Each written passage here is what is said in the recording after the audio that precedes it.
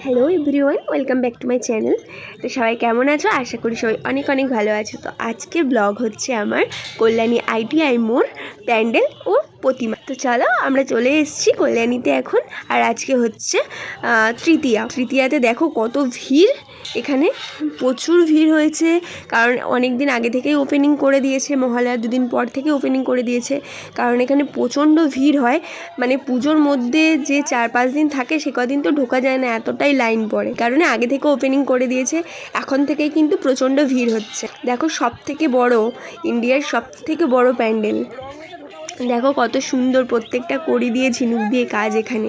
ঠিক আছে, কত সুন্দর সুন্দর মূর্তি, পাখি, কত সুন্দর সুন্দর কত কিছু ডিজাইন করেছে ঝিনুক দিয়ে, তারপরে কড়ি দিয়ে, মানে অসাধারণ হয়েছে।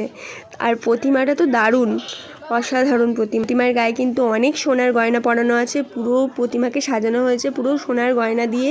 আরও মানে প্রত্যেকটা ঠাকুরকে, গণেশ, লক্ষ্মী, সরস্বতী, কার্তিক যারা আছে প্রত্যেককে সোনা দিয়ে সুন্দর করে সাজানো হয়েছে। একটা অসাধারণ ঠাকুর প্রতিমা। তো তোমরা এখনও যারা যারা আসোনি সবাইকে বলবো তাড়াতাড়ি চলে আসো আর কল্যাণী ITI মোড়ের ঠাকুর দেখে নাও। এটা না দেখলে কিন্তু মিস করবে। এটা কিন্তু সব থেকে বড় আর সব থেকে বেস্ট। ঠিক আছে, তো সবাই আশা করি অনেকেই চলে এসেছে। যারা যারা বাকি আছো তারা এখনও চলে আসো, কেননা পুজো এখনও প্রায় ত্রয়োদশী পর্যন্ত থাকবে, কোনো অসুবিধা নেই। আমরা কিন্তু চলে এসেছিলাম ত্রিবেণীতে নেমে, ত্রিবেণী থেকে অটো ধরে আমরা ডাইরেক্ট কল্যাণী মোড় এসে নেমেছিলাম। কল্যাণী ITI মোড় থেকে, এখান থেকে আর কি প্যান্ডেল সামনেই, এইটুকু হেঁটে এসে সামনেই প্যান্ডেল দেখতে পেয়ে গেছি।